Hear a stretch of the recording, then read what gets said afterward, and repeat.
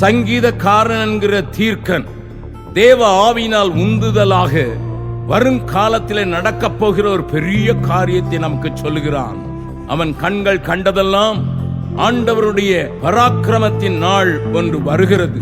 அதிலே அவருடைய ஜனங்கள் மனப்பூர்வமும் பரிசுத்த அலங்காரம் உள்ளவர்களாய் இருப்பதோடு விடியற் காலத்து கற்பத்திலே பிறக்கும் பனிக்கு சமானமாய் வாழ மாத்திரமல்ல, யவன ஜனமாக அவருக்கு பிறக்கும் என்று முழங்குகிறான். சுற்றி நடக்கும் காரியங்கள் அனைத்தும் நம்மை திடுக்கிடச் செய்தாலும், சூழ்நிலைகள் மாறி வந்தாலும், பயங்கரங்களும் சட்டங்களும் நமக்கு விரோதமாக எழுமை என்றாலும், இந்த தீர்க்க தரிசனத்தின் நிறைவேதலை சங்கீதம் 110:3 நாம் வாசிக்கிறோம். ஆகையினால் தன்னையே இப்படிப்பட்ட சத்தத்தோடு இணைத்துக் கொள்ளுகிற ஒரு பெரிய கூட்டம் எழும்புகிற சத்தம் என் காதுகளிலே விழுகிறதினால் இந்த பாடலையே உங்கள் வாயிலே திணிக்க விரும்புகிறேன். கர்த்தர் கிரியை செய்வாராக.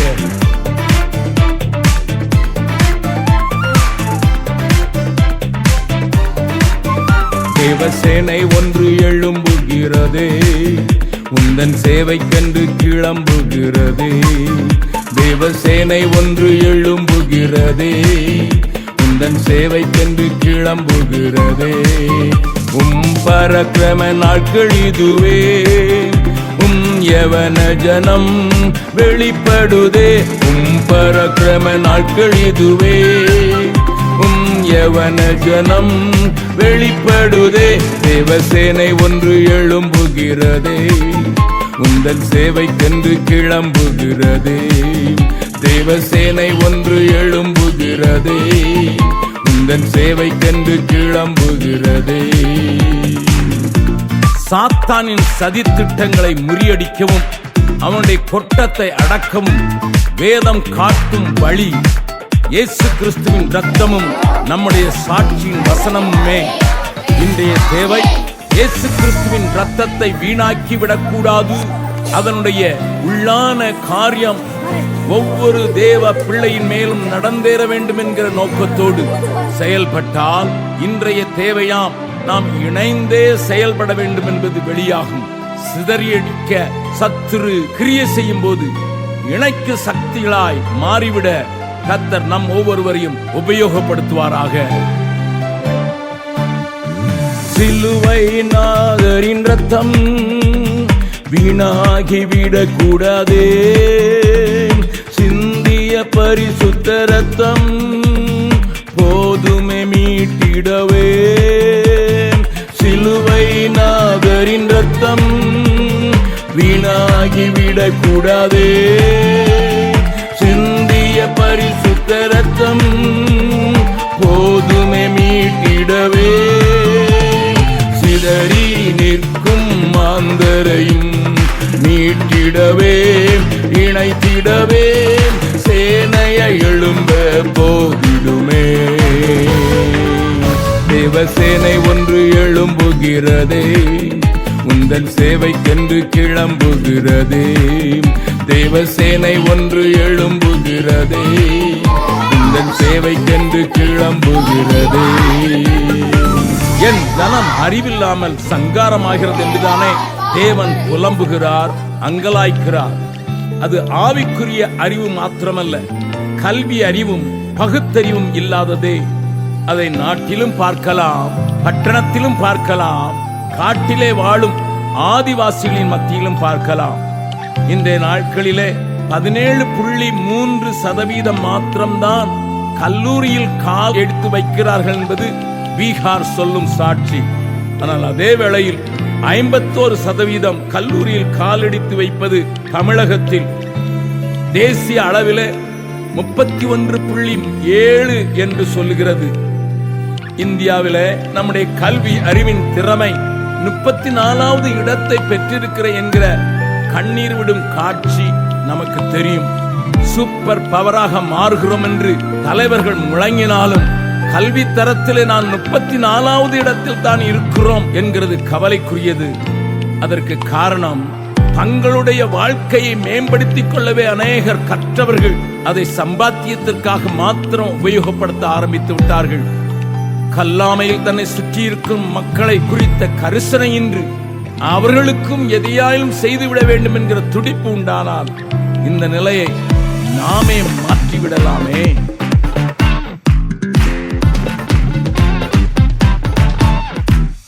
கற்று தேறினவர் உயர்த்தி கொண்டார் தன்னையே, கல்லாமை நீக்கிடவே கரிசனையும் இல்லையே. கற்று தேறினவர் உயர்த்தி கொண்டார் தன்னையே, கல்லாமை நீக்கிடவே கரிசனையும் இல்லையே. கர்த்தரின் கவலையாம் சங்காரமும் அறியாமலும் புரியாமலும் காட்டிலும் நாட்டிலும் தடுத்திடுதே. தேவசேனை ஒன்று எழும்புகிறதே, உந்தன் சேவைக்கென்று கிளம்புகிறதே. தேவசேனை ஒன்று எழும்புகிறதே, உந்தன் சேவைக்கென்று கிளம்புகிறதே. ஒவ்வொரு நாளும் 109 குழந்தைகள் அழிக்கப்படுகிறார்கள். அதாவது அவர்களுடைய கற்பு சூறையாடப்படுகிறது என்கிற ஒரு காட்சி ஒவ்வொரு மனிதனும் உலுக்கித்தான் ஆகும். அதோடு கூட வாழ வழி இல்லாததினால் தன்னுடைய செல்ல குழந்தைகளையும் ஆபத்து நிறைந்த பட்டாசு தொழிற்சாலையிலோ செங்கல் சூளையிலோ திணிக்க வைத்து அவர்களுடைய உயிர் பெரிதல்ல அல்லது அவருடைய வாழ்க்கை பெரிதல்ல, என்னுடைய வயிறே பெரிதென்று வாழ்கிற ஒரு பெரிய சமுதாயத்தின் மத்தியில் வாழ்கிறோம் நாம். இன்றைக்கு நடக்கும் சோசியல் மீடியாவினால் நடக்கிற கொடூரம், அநேக சிறு பிள்ளைகளும் தங்களை கெடுத்து குட்டி சுவராக மாற்றிக் கொண்டிருக்கிற இந்த பொல்லாத நிலைமை பார்த்த தேவ மனிதர்கள், அதாவது மோசே போன்றவர்கள் அழுது கொண்டுதான் இருக்கிறார்கள். ஆனால் அதனை தடுத்து நிறுத்த பெனகாஸ்கள் எழும்பியாக வேண்டும். அப்பொழுதுதான் இந்த தேசத்தை பற்றி இருக்கிற இந்த கொள்ளை நோய் மாறும். எழும்புவோமா? குழந்தை என்றும் பாராமல் திணித்தாரே ஆபத்திலே, பிஞ்சு என்றும் பாராமல் தீட்டாகினார் கூட்டாக.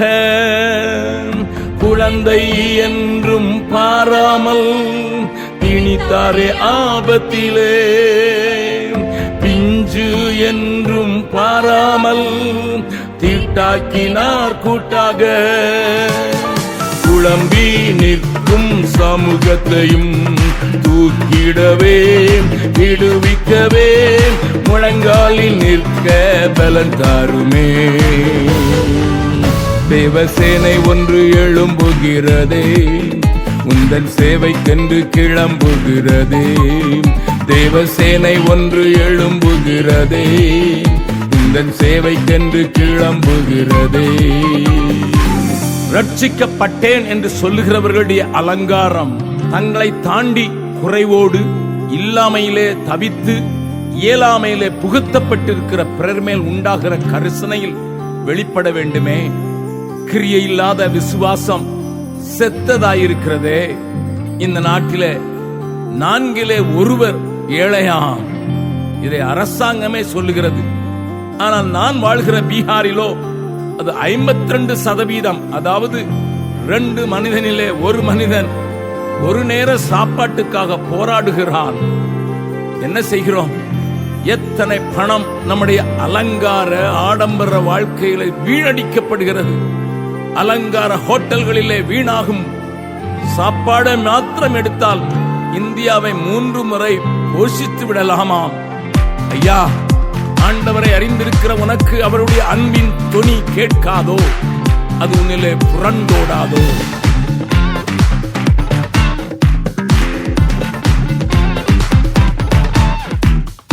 ரட்சிக்கப்பட்டவர்கள் இரக்கம் கொண்டாரில்லையே. இதோ தருகிறேன் என்னையும் என்னுடையவைகளையும். ரட்சிக்கப்பட்டவர்கள் இரக்கம் கொண்டாரில்லையே. இதோ தருகிறேன் என்னையும் என்னுடையவைகளையும் இழக்கவும் நொறுங்கவும் ஆயத்தம் என்று முழங்கிடுமே கூட்டமாக இன்றே தீவிரம் காட்டினாரே. தேவசேனை ஒன்று எழும்புகிறதே உந்தன் சேவைக்கென்று கிளம்புகிறதே. தேவசேனை ஒன்று எழும்புகிறதே உந்தன் சேவைக்கென்று கிளம்புகிறதே. எதையும் இழப்பதற்கு மாத்திரமல்ல, தன்னையே நொறுக்கி போட்டாலும் அல்லது எஸ்தரை போல செத்தாலும் சாகிறேன், என் ஜனம் அழிவுக்கு போகக்கூடாது, தோமாவை போல அவருடனே மழிக்க நானும் வருகிறேன் என்று சொல்லுகிற ஒரு கூட்டம் இன்றைக்கு உன்னதரின் பலத்தினால் நிறைந்து சேனையாய் எழும்பி புறப்படுவதை என் கண்கள் காண்கிறது. அது தேவனுடைய வருகைக்கு தன்னை மாத்திரமல்ல, ஒரு பெரும் திரள் கூட்டத்தை ஆயத்தமாக்கிவிடும் என்று பூரணமாய் நம்புகிறேன். அப்பொழுது மேலோகமும் தேவ சபையும் இணைந்து மகிழும் நாட்களும் அதனுடைய வெற்றி தொனிக்கும் காரியங்களும் என்னுடைய காதுகளை நிரப்புகிறது மாத்திரமல்ல, என் இருதயத்தை குளிர பண்ணுகிறது. ஆண்டவரே, சீக்கிரமாய் வருவதற்கு அதை நீரே சீக்கிரமாய் நடப்பிப்பீராக சுவாமி. செயல்படுவீராக, எங்களையும் செயல் வீரர்களாக மாற்றி விடுவீராக. மக்கு மகிமை சேர்க்கட்டும். வருகைதனை எதிர்நோக்கிடும் திரளான கூட்டத்திலே பிறக்கும் சந்ததியும் மேல் நோக்கி காத்திருக்க. வருகைதனை எதிர்நோக்கிடும் திரளான கூட்டத்திலே பிறக்கும் சந்ததியும் மேல் நோக்கி காத்திருக்க. உன்னத பலத்தினால் நிறைந்த சேனை எழும்பிடுதே முழங்கிடுமே வெற்றியை கூறி மகிழ்ந்திடுதே. தேவசேனை ஒன்று எழும்புகிறதே உந்தன் சேவைக்கென்று கிளம்புகிறதே. தேவசேனை ஒன்று எழும்புகிறதே உந்தன் சேவைக்கென்று கிளம்புகிறதே. பரக்கிரம நாட்கள் இதுவே, யவன ஜனம் வெளிப்படுதே. பரக்கிரம நாட்கள் இதுவே, யவன ஜனம் வெளிப்படுதே. தேவசேனை ஒன்று எழும்புகிறதே உந்தன் சேவைக்கென்று கிளம்புகிறதே. தேவசேனை ஒன்று எழும்புகிறதே உந்தன் சேவைக்கென்று கிளம்புகிறதே. கேட்கவே இல்லையா? சத்தமா சேவைக்கென்று கிளம்புகிறதே. தேவசேனை ஒன்று எழும்புகிறதே உந்தன் சேவைக்கென்று கிளம்புகிறதே. பரக்கிரம நாட்கள் இதுவே, யவன ஜனம் வெளிப்படுதே. பரக்கிரம நாட்கள் இதுவே, யவன ஜனம் வெளிப்படுதே. தேவசேனை ஒன்று எழும்புகிறதே உந்தன் சேவைக்கென்று கிளம்புகிறதே. தேவசேனை ஒன்று எழும்புகிறதே உந்தன் சேவைக்கென்று கிளம்புகிறதே.